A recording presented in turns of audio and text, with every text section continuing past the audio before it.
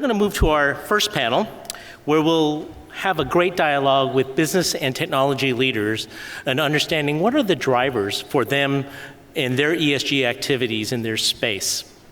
We'll learn a little bit about the tools they use today versus what maybe are new tools that could be out there in the future for us to help accelerate our journey to achieve our ESG ambitions, at least at the time that we pledged, but hopefully in a faster manner. As 2050 seems a long way away, it would be great if we had a better impact sooner.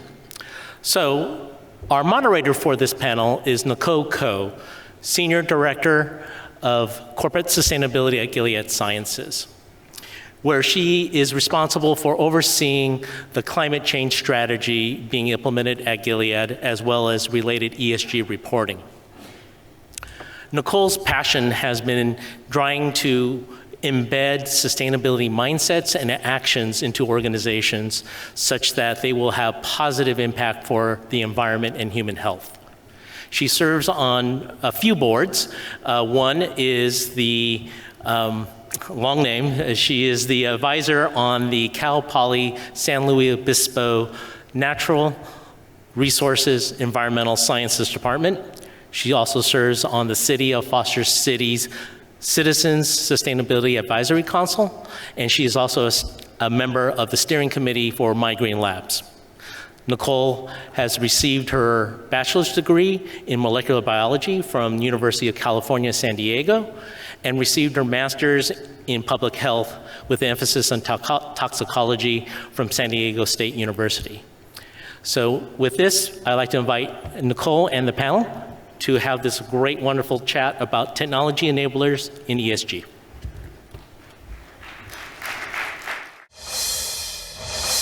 Thank you, Ken, and thank you all for joining us here for this very exciting panel.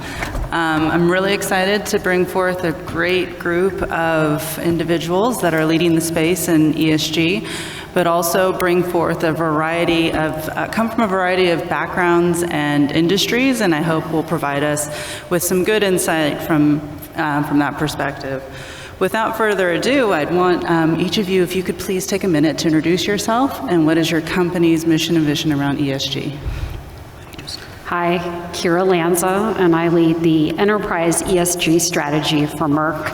And as a biopharmaceutical company, we're focused on the power of using leading-edge science to save and improve lives. And when I think about that's really what our corporate strategy is centered in that purpose. It's really about, from an ESG perspective, creating publicly accountable, ambitious goals that are focused on ensuring people can have access to our medicines and vaccines, that we are hiring an innovative and diverse workforce to bring forth those best medicines and vaccines, and that we're certainly doing all of that in an environmentally sustainable way. Hello, everyone. I am Beth Elroy. I am Micron Technology's Vice President of Global Environmental Safety and Health and Sustainability. And I'm excited to be here today and share with everyone how Micron's vision statement, which is transforming how the world uses information to enrich life for all, and how those last two words, for all, include protecting our planet, and how our sustainability initiatives are in direct alignment with those last two words, for all. Hi, I'm Wendy Rentschler, and I work at BMC Software. I lead all of our global corporate citizenship, sustainability, diversity, equity and inclusion, and ESG stakeholder management. And we are a technology company really focused on ensuring the autonomous digital enterprise includes everyone. So leveraging technology to solve the world's greatest challenges and advancing the sustainable development goals is extremely important, and all of those things are very intersectional to one another. And that is how we leverage that into our entire business portfolio and across all of our lines of business. Hi, my name is Partha Mukherjee. I manage a group of high-tech lighthouse accounts based out of Bay Area. While I am directly not involved in the ESG work that the organization does, but we are very closely involved in the way it pans out both intrinsic to the organization as well as external to the organization. The vision that we have is purpose before profit, and we focus on 3 Ps, the people, the planet, and profits in that order in order to achieve that. The way we have been actually executing on that is something that has been taken notice of. Just to talk about a few things that have been recognized, we have been considered a AA organization from CDP, both in terms of climate security as well as water conservation. We have been considered as a part of the S&P Sustainability Yearbook of 2024 in the topmost quartile of global IT clients and IT corporations. And we have been part of the JD Power Sustainability Index for 9 years in a row. And in the recent one, we have been included both in the global index as well as in the emerging market index. So we are actually playing out each and every pledge that we have made in this field. Well, thank you all, and we've got such a great wealth of experience on the table here. I have a question specifically for Kyra and Beth, in no special order. Could you share a specific example of how your company has utilized technology to accelerate progress against ESG goals? What were some of the key challenges you faced, and how did you overcome them? So that's a great 2-part question, talking about technology and then also the challenges associated with that. So first off, when Micron thinks about sustainability, we think about it in 4 pillars, which is very common around emissions, energy, water, and waste. And just starting with emissions, when we think about technology, we're very focused first and foremost on alternative chemistries that actually have less impact, lower global warming potential, and so we're very focused on identifying alternatives. But sometimes you also have to focus on abatement. And an example of a technology that Micron is piloting is around, instead of using point-of-use abatement, which is capital intensive, energy intensive, we're also looking at how to use house systems, which actually reduce your energy footprint because it requires less energy, but it is also cheaper, which is a win-win. And speaking about energy, we're also excited. We recently announced a collaborative effort with Schneider Electric, where we're partnering with them to drive smart manufacturing and artificial intelligence into our manufacturing processes, where we're installing energy sensors and creating digital twins to ensure that we're operating our facilities in the most energy efficient manner. We did a pilot at one of our fabs in Asia and saw some pretty impressive results. And we're rolling that out worldwide, and we're excited about the efficiencies we're going to gain around that. And then another example that I'll end with is around water. And we're partnering with an innovative startup company called Aquamembranes. And what they are doing is very straightforward, it sounds, which is introducing a new filter for water treatment systems. And that new filter type is literally just a plug-and-play replacement of existing filters. But it's a new printed technology with spacers that actually will increase the capacity of that water treatment system as well as reduce energy consumption. And so those are the types of wins. But then pivoting to the challenges, it's interesting that one of Micron's biggest challenges is around growth. And you look at what's happening in the technology space, the demand for our products, semiconductors, is only growing more and more. We've announced recently expansions in Idaho and New York, as well as around the world. And our commitments are actually to have absolute reductions. And to offset that with the growth is a huge challenge. And we're very focused on it so we can grow responsibly. And part of that is also identifying the resources that we need to be successful against those initiatives. And so if anyone's looking for a job, please contact me. We're hiring. So that's also a huge challenge in this space too. Such great examples, and I love the question you asked, Nicole. To fulfill our purpose as a biopharma company and really reaching more people with our medicines and vaccines, we thought about technology and trying to answer a really challenging question, which is how many people are we actually having impact on? I thought Joy Deep's opening comments were very helpful in that. We want to make sure that we're meeting that unmet medical need. that we're getting that equitable access, and that we are truly making an impact on society and improving lives. And it is challenging to figure out how many people you're reaching with a medicine or vaccine, because we package a dose, the vaccines, it might be 3 doses, or you don't know who's necessarily getting it on the back end. And so we created, through a lot of effort, a technology that we call the People Reach Dashboard. And that takes into consideration the donations we make of our medicines, how medicines are used in our clinical trials, the commercial channels, and even when we license out, voluntary licensing, how that medicine and vaccine is created. And that really gave us a handle on how many medicines are being produced, how many people we can reach through that. We can look at it by market or other segments and inform different decisions. And it's really changed the way that we create value in our organization by thinking first, Joydeep's 9-year-old son. Let's think about the patient and reverse the way that we look at our opportunity as a business. So when I think about challenges to create that technology and that measurement to look under the hood and really think about the patient in all of this, first, it was a culture shift for the company. Remember, our business is all about scientific precision and accuracy, and also we're regulated by the FDA because the products that we create ultimately go into our bodies. And so the way that we had to think about the people receiving our medicines to create this dashboard, some of that's based on assumptions that I mentioned before about who's actually receiving that product, how they're getting it, and some estimations. It's not an exact science. So changing that mindset around the organization that we could create this dashboard and measure was hugely important.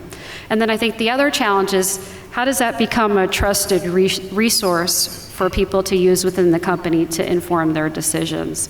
And so it was about getting a lot of buy-in from across the business, going to every global brand lead and asking them about the assumptions of how that product is being delivered to count the people reached. And ultimately, what we've ended up with is, again, just this switch in thinking about what is it we're ultimately trying to do with our what we bring to market. How can we think differently about the patients and make this sustainable over the long term? Thank you both, and such great examples. And I think we all can sympathize with the concept of having to grow our business but stay within the absolute reduction framework, and using meaningful and trusted data to demonstrate impact. So thank you both. And as we think about it, technology has come into our day-to-day life in such a pivotal way, and really kind of ensuring, in every aspect of how we do our work.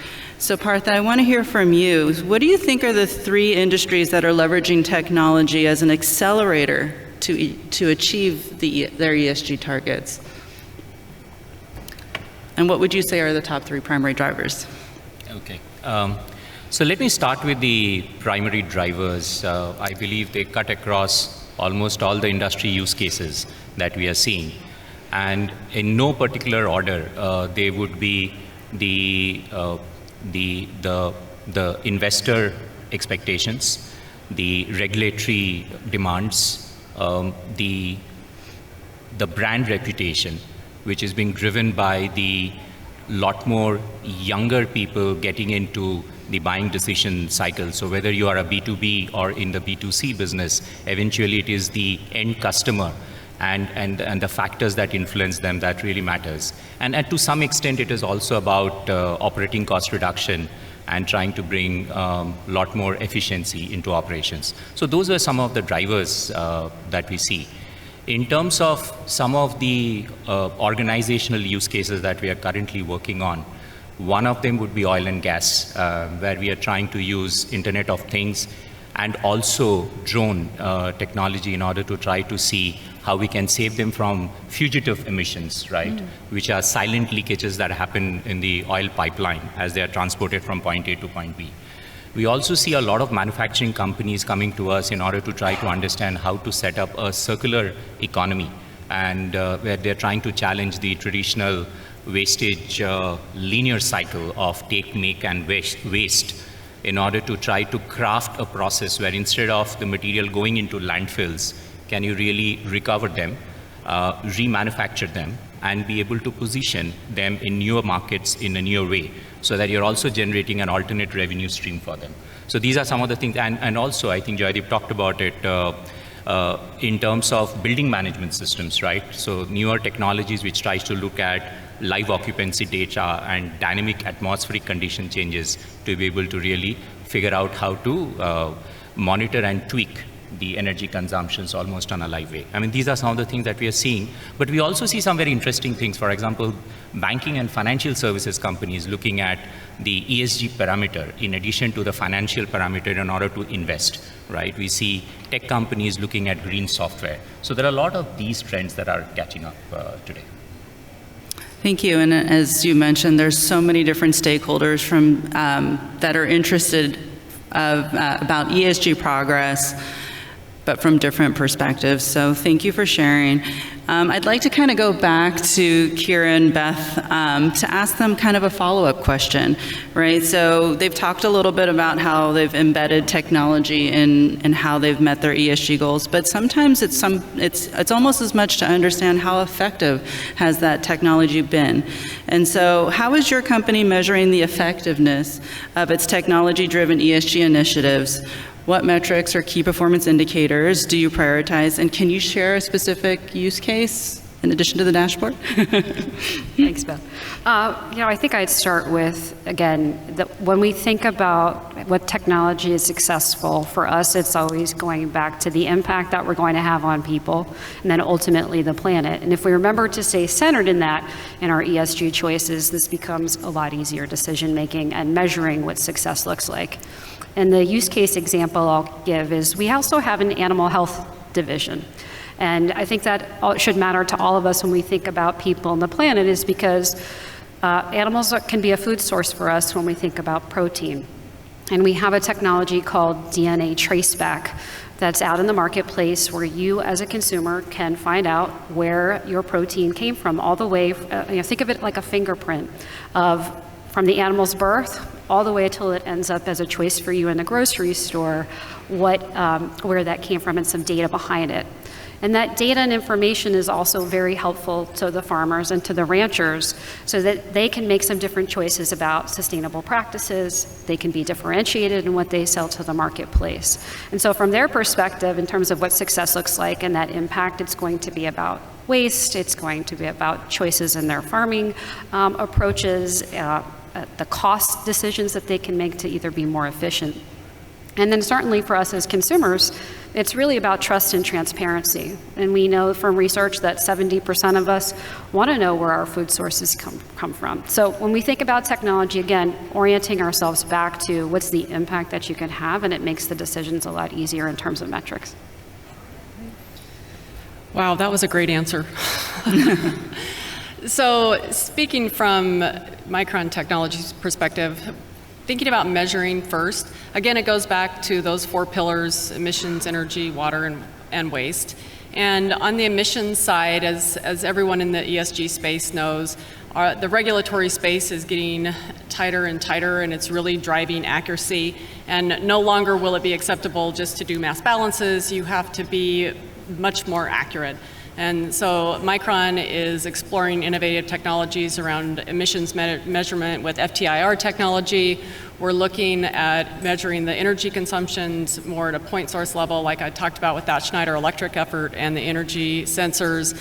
We're installing many more water flow meters around our sites, where historically you measured what was going out of your site. Now we're really measuring almost on a tool by tool level, so that we're identifying those opportunities where we can actually recycle that water directly back rather than sending it to a water treatment system.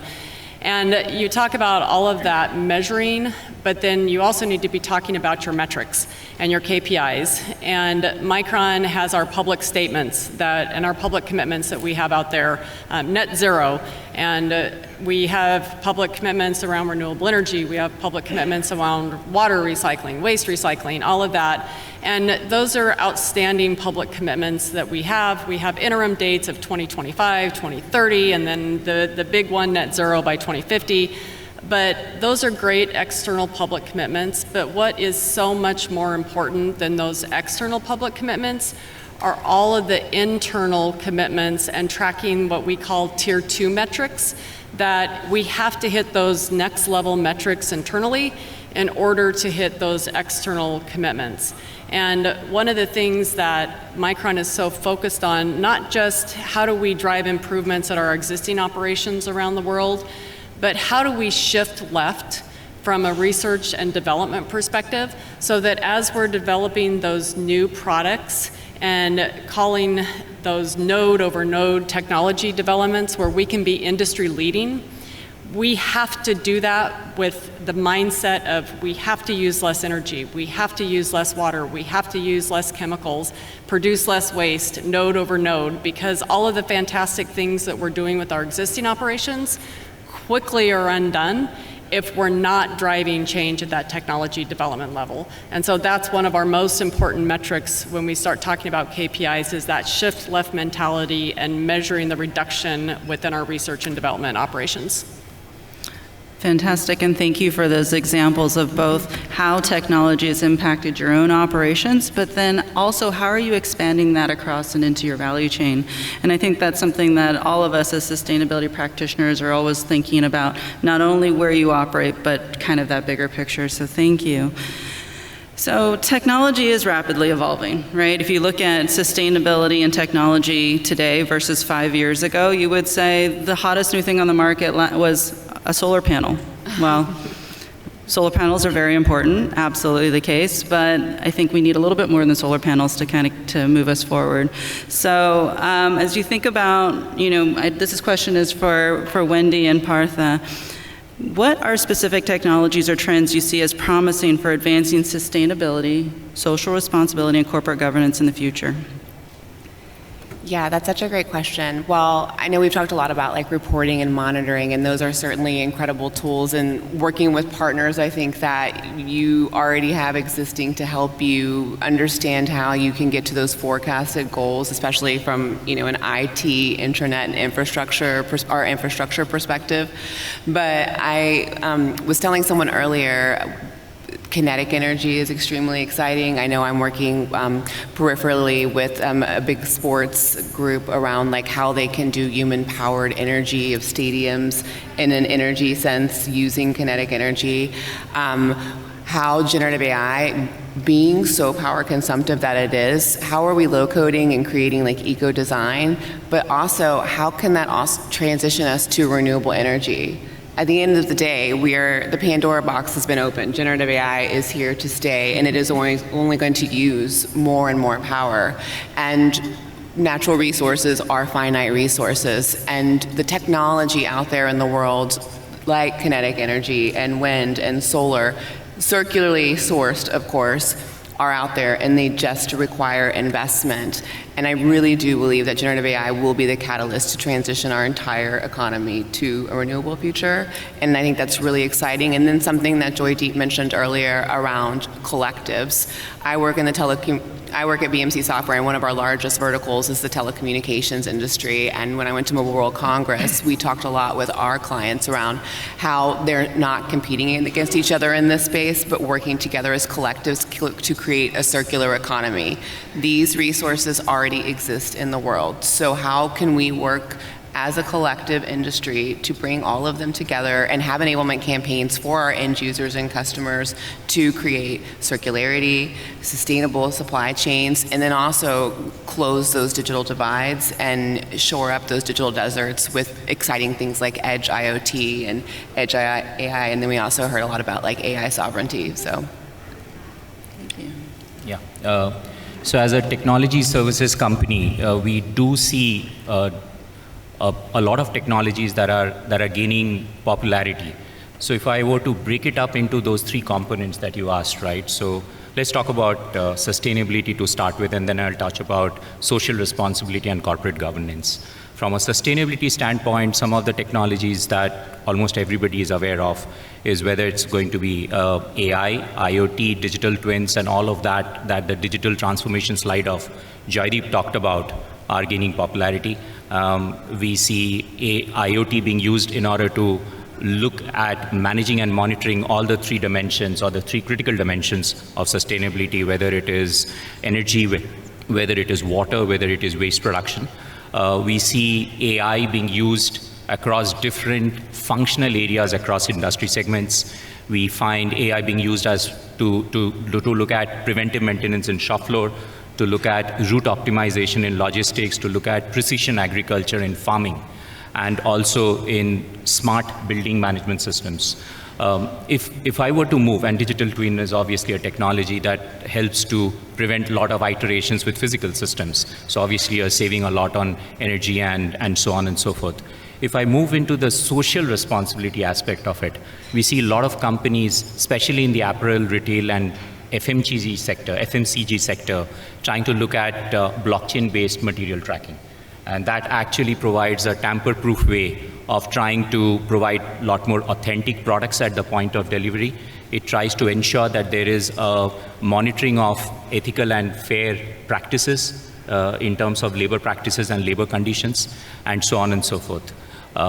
And if I move into the corporate governance aspect of it, we see a lot of cybersecurity being embedded in the corporate governance cycle to ensure that there is a protection of critical information to ensure business continuity. I think that's one of the things that most of the corporate boards and the shareholders are very, very conscious about. Do you have the requisite firewall in place in order to ensure that the organization continues to function, right? So those are some of the things that we are seeing. Wonderful, and thank you again, panelists, for your valuable insights. I have just one question, again, to Wendy, and last with Kyra. You know, as we think about as sustainability professionals walking away from this, what are kind of 2 to 3 concrete steps that our audience can take away and help further accelerate their ESG programs? In technology, our biggest materiality topic is our people. If you don't have the best people, you can't make the best products, and if you don't have the best products, you're going to be out of business really soon. So engaging them in the process of why it's important to be a responsible business. We've talked earlier about how the buying center of our products is changing. The entire employer value proposition has changed, and people in the brightest minds only want to work with companies that are doing the best and the greatest and being responsible for the people and planet. And they also want prosperity as well, right? So really getting your employee population and your ecosystems involved in what you're doing and driving awareness. For instance, we do Climate Action Month. You know, we have Observance Month, we have Black History Month, Women's History Month, and then in April, we take that entire month to observe the climate and climate action and how technology can be a catalyst for change. We have a 30-day sustainable living challenge, and then we go a step further and invite our entire ecosystem. It seems, you know, maybe silly at times, but climate change can be very overwhelming for people. A lot of people have climate anxiety, and so when you can make it consumable and simple, it really starts to drive the conversation into more strategic things we can do as a business, like training all of our developers, which we did in eco-design, or doing all of our client engagement activities tied to water restoration by dropping sea bins in the ocean and 1 tree planted, with reforestation, with every type of engagement from webinars to employee service anniversaries. Embedding it throughout the core of your business with things that you were already doing, not only is great corporate citizenship, social responsibility, it is including everyone, and it's also tackling a lot of problems because historically excluded communities are the most impacted by climate change. So getting people involved in the dialogue and making them true stakeholders in the conversation.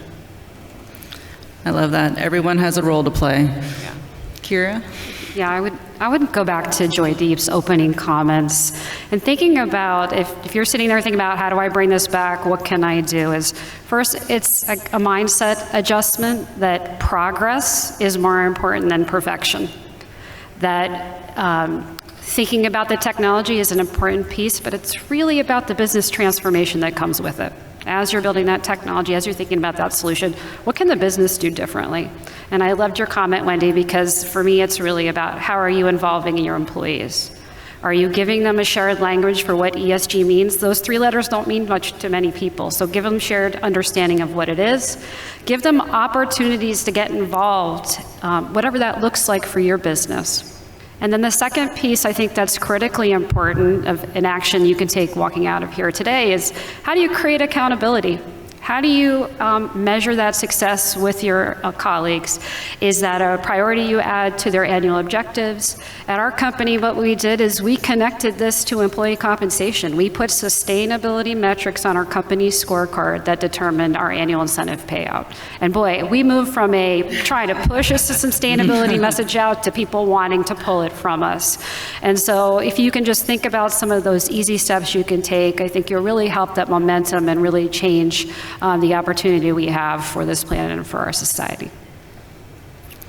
Wonderful, thank you. I think we've run out of time, and so please feel free to reach out to our panelists after the session if you have any further questions, and thank you so much.